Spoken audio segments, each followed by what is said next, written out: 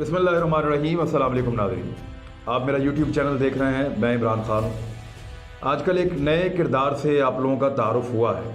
किरदार तो सदियों पुराना है, लेकिन आजकल वो आपके सामने आ रहा है। पाकिस्तान टेलीविज़न पे एक ड्रामा चल रहा है, अर्तुगरुल गाज़ी। ये करैक्टर जो है ये 13वीं सदी का करैक्टर है, और इसका जो ताल्लुक़ था, मैं थोड़ा सा इस करैक्टर के बारे में आपको आज इसलिए बताऊँगा कि मौजूदा हालात के साथ इसका ताल्लुक़ क्या है और कौन सी ऐसी डेवलपमेंट्स हैं जिनके साथ इसको जोड़ के देखा जाता है। हमारी गवर्नमेंट ने ये ड्रामा दिखाने का फ़ैसला क्यों किया और जिनको तकलीफ़ है उनको तकलीफ़ क्यों है। दरअसल ये मामला बहुत सदियों पहले का है। 13वीं सदी में जब चंगेज़ खान की क़ियादत में मंगोलिया से निकलने वाले बहुत सारे मंगोल तातारी ये हमले कर रहे थे मुसलमानों पे, यूरोपियंस पे, चीन तक गए। इन्होंने बेशुमार मुल्कों को फतह किया, बहुत ज़्यादा तबाही फैलाई, बहुत ज़्यादा लूट मार की, और बड़े जालिम इनके फ़ौजी हुआ करते थे। उस दौर में जब इन्होंने तबाही फैलाई तो ये ख्वारिज़म के इलाकों तक गए, जो सेंट्रल एशिया का एक जनूबी एरिया है। जब ये ख्वारिज़म के इलाकों तक गए तो ख्वारिज़म की एक बड़ी तगड़ी सल्तनत थी, उसको भी इन्होंने तबाह कर दिया। जब इन्होंने वहाँ तबाह किया तो वहाँ से एक कबीला था जो इस इलाके को छोड़कर भागा। उस कबीले का नाम था काई कबीला। इस कबीले का जो सरदार था उसका नाम था सलमान शाह। सलमान शाह के 4 बेटे थे और उसका जो तीसरे नंबर पे बेटा था, ये ड्रामा उसके ऊपर बना हुआ है। इसका नाम अर्तुगरुल है। अर्तुगरुल गाज़ी इसको कहते हैं। ये जो उसका बेटा था ये उसके साथ उस काफिले में मौजूद था, और लगभग कोई 400-500 ख़ानदान थे और बहुत सारे लोग थे, औरतें, बच्चे, ये सब जा रहे थे। दरिया फ़रात को क्रॉस करते हुए जो बादशाह था सलमान शाह, जो सरदार था उस कबीले का, वो डूब के हलाक हो गया। ये मुसलमान था, और इसके बाद फिर इसके बेटे को उस कबीले वालों ने अर्तुगरुल को जो है वो अर्तुगरुल गाज़ी को उन्होंने वो बना दिया, अपना कबीले का सरदार चुन लिया। और उसके बाद ये शख्स अपने एक छोटे भाई को लेकर, 2 भाई इसके अलग हो गए, अपने छोटे भाई को लेकर ये ट्रैवल करता रहा तुर्की के इलाकों की जानिब, क्योंकि वहाँ पे उस दौर में जो है वो तुर्क हुक्मरान रहते थे और वहाँ पे थोड़ी सी सूरत हाल बेहतर थी। तो जब ये वहाँ ट्रैवल कर रहा था तो अनकरा के करीब जब ये जंगल से निकले तो इन्होंने देखा कि सामने वादी में 2 फ़ौजें लड़ाई कर रही हैं। तो उनमें से एक फ़ौज जो थी वो थी अलाउद्दीन की, जो उस वक्त वहाँ के सुल्तान थे और मुसलमान थे, और दूसरी जो फ़ौज थी वो गालिबन तातारियों की कही जाती है कि उनकी फ़ौज थी। तो तातारियों पे इनको पहले ही गुस्सा था और इन्होंने हारने वाली फ़ौज का साथ दे दिया। 444 बंदे मुख्तलिफ रवायात में इनके पास थे, तो 444 बंदों के साथ इन्होंने बड़ा वहशी किस्म का हमला किया, और इनके लोग भागे नहीं, डरे नहीं। तो अर्तुगरुल की मदद से जो सुल्तान अलाउद्दीन था उस दौर में, वो हारी हुई जंग जीत गया और तातारियों को भागना पड़ा। तो सुल्तान को ये पसंद आ गया, वो इनको अनकरा अपने साथ ले गए और इनको एक इलाका भी दे दिया, पहाड़ी इलाका, कि जनाब आप यहाँ पे रहें और यहाँ के सरदार आप बन जाएं, और सिर्फ जो हमारे दुश्मन हैं उनको रोकने में हमारी मदद करें। अर्तुगरुल गाज़ी वहाँ पे गया और जाके वहाँ पे जम के बैठ गया। अर्तुगरुल ने अपनी ज़िंदगी में एक ख्वाब देखा था, और वो ख्वाब ये था कि उसको एक चाँद नज़र आया, एक बहुत बड़ा दरख्त नज़र आया जिसकी शाखें जो हैं वो दुनिया भर में फैलती गई, बहुत दूर तक, कई मुल्कों तक। तो उसके मुर्शद ने उस टाइम पे उसको बताया था कि तुम बहुत बड़ी हुक्मरानी करोगे और तुम्हारी औलाद भी करेगी, और तुम लोग इस्लाम के लिए और दीन के लिए काम करोगे, तुम्हें चुन लिया गया है। और उसका जो ख्वाब है वो इस तरह पूरा हुआ कि जो उसने अपने ख्वाब के अंदर देखा उसमें उसने 4 पहाड़ देखे थे और 4 दरिया भी देखे थे। तो वो जो चारों दरिया है वो उसकी सल्तनत में थे, दजला भी, फ़रात भी, नील भी, देनवा भी, ये सारे उसकी सल्तनत में थे। और जो 4 पहाड़ उसने देखे थे उनमें कोहे तूर, कोहे काफ, कोहे अतलस और कोहे बलकाम, ये तमाम उसकी सल्तनत के अंदर शामिल थे। 625 साल तक इन्होंने हुकूमत की। 625 साल के बाद पहली जंग अज़ीम आती है। इसने आसपास के इलाकों को फतह करना शुरू कर दिया, और करते करते अपनी सल्तनत बनाता गया, और एक वक्त आया कि अपनी वफात से पहले ये बहुत ताकतवर हो गया। इसके बेटों में से जो छोटा बेटा था उस्मान, उसने इसकी जगह ली। वो बड़ा पक्का और सच्चा मुसलमान था और बड़ा आदिल आदमी था। उस शख्स ने फैसला किया कि वो खिलाफत को ज़िंदा करेगा।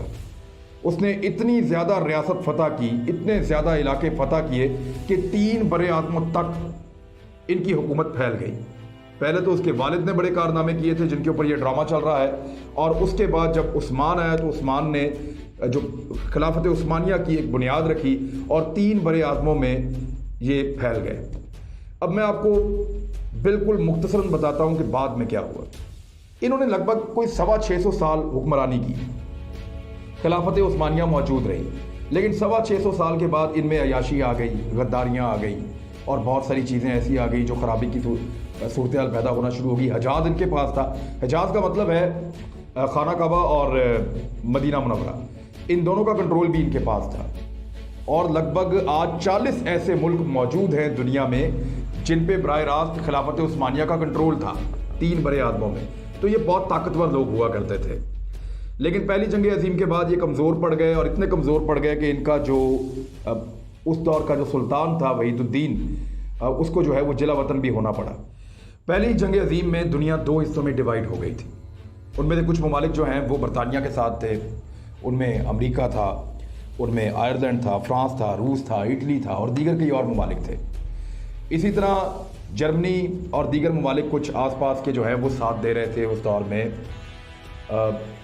तुर्कों का, और वो अपनी खिलाफत बचाने के लिए ज़ोर लगा रहे थे। लेकिन इस जंग में पहले 3 साल तक तो इनको फतह मिलती रही खिलाफत उस्मानिया वालों को, और उसके बाद फिर ये माली तौर पे जब कमज़ोर हुए तो इनको नुकसान होना शुरू हो गया और जंग हारना शुरू कर दी। एक मुआहदा हुआ, मैं ज़्यादा लंबी बात इसलिए नहीं कर रहा कि बीच में बहुत सारे मुआहदे हुए, आहिस्ता आहिस्ता जो कई सल्तनतें आज़ाद होना शुरू हो गई। 40 ऐसे ममालिक हैं जो खिलाफत उस्मानिया के दौर में जितना बड़ा इलाका उनके कंट्रोल में था उसमें से निकला तो 3 बड़े आज़मों में 40 ममालिक निकल आए जो आज़ाद हो गए।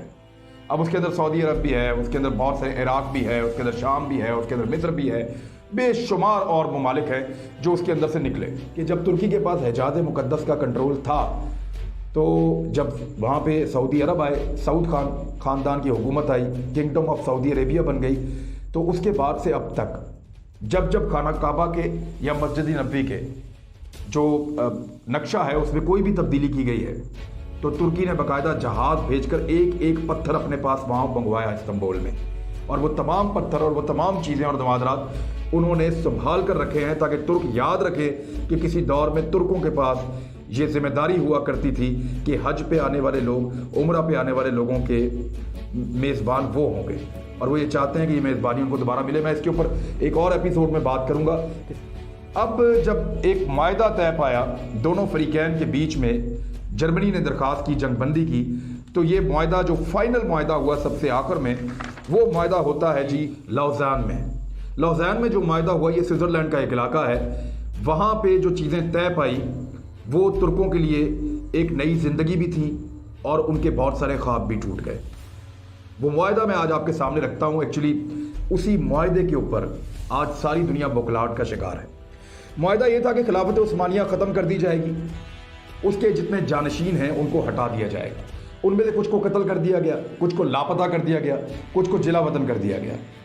खिलाफत के जितने असासे थे वो सारे के सारे जब्त कर लिए गए। ये 3 बड़े आज़मों में फैले हुए थे, बेशुमार असासे थे, वो सारे जीतने वाले ममालिक के इत्तेहादियों ने जब्त कर लिए। तुर्की को एक सेकुलर रियासत बना दिया गया और ये तय पा गया कि तुर्की के अंदर इस्लामी कवानीन नहीं होंगे। इवन शुरू में ये था कि वहाँ पे अरबी में अजान भी नहीं दी जाएगी, और साथ ही साथ खिलाफत पर कदगन लगा दी गई कि आप खिलाफत की बात नहीं करेंगे, शरीयत की बात आप नहीं करेंगे। तुर्की को एक और पाबंदी का सामना करना पड़ा जो बड़ी खौफनाक थी। उसको ये कहा गया कि वो अपने मुल्क में से मादनियात नहीं निकाल सकता। वो तुर्की के अंदर से और दुनिया के किसी भी इलाके से पेट्रोल के लिए ड्रिलिंग भी नहीं कर सकता, बल्कि उसको हमेशा पेट्रोल ख़रीदना पड़ेगा। ये एक बहुत बड़ा मसला था। तुर्की में तेल के बड़े ज़खायर हैं, लेकिन वो ऐसा नहीं कर सकता कि उनको ड्रिल करें।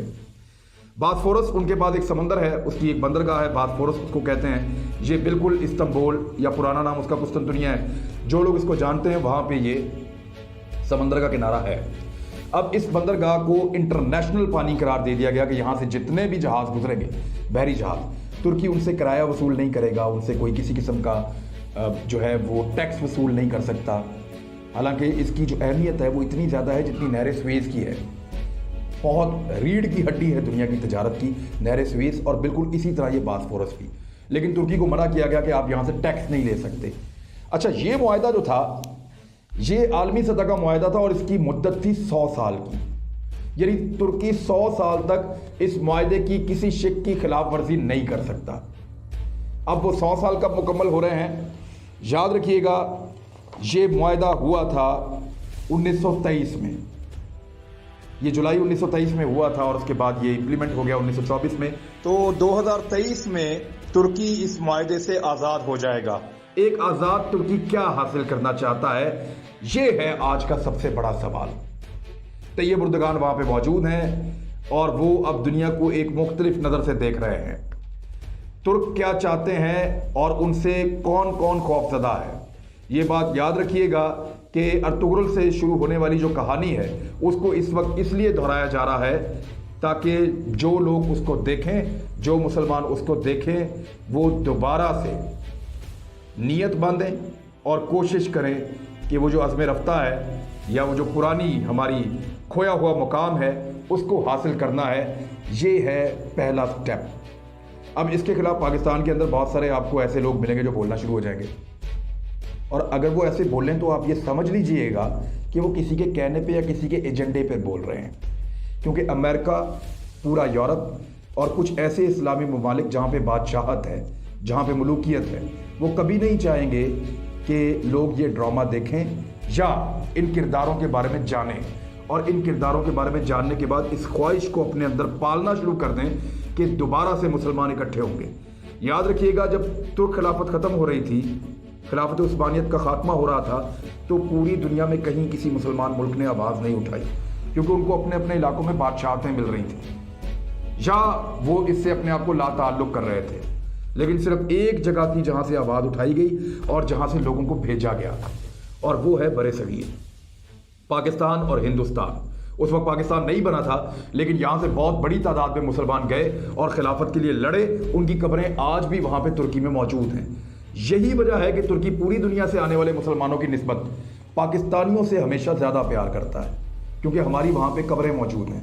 हिंदुस्तानियों से, इस इलाके के लोगों से ज़्यादा प्यार करता है, क्योंकि हमने सिर्फ पूरी दुनिया में उनकी खिलाफत के लिए आवाज़ उठाई थी, उनको बचाने की कोशिश की थी। अब 100 साल मुकम्मल होने के बाद याद रखिएगा कि तुर्की अपना हक मांगने की कोशिश करेंगे। मैं अब आपको ये बताऊंगा आने वाली एपिसोड में कि तुर्क क्या तैयारी कर रहे हैं, कि दुनिया क्या सोच रही है, सऊदीया क्या सोच रहा है, ईरान क्या सोच रहा है, पाकिस्तान कहाँ खड़ा है, तुर्की क्या प्लान कर रहा है, और यूरोप और अमेरिका उसको रोकने के लिए किस हद तक जा सकते हैं, और कोरोना का आना किसके लिए बेहतरी का एक पैगाम लेकर आया है। अब तक के लिए इतना ही। अगर आपको हमारी ये रिसर्च पसंद आई है तो हमारी हौसला अफजाई के लिए इसको लाइक भी करें, सब्सक्राइब भी करें और इसको शेयर भी करें दोस्तों के साथ, ताकि हम मज़ीद अच्छा काम करके आपको दिखाएं। मैं अगली एपिसोड में आपको बताऊंगा कि एक्चुअली आने वाले वक्त में क्या होने वाला है।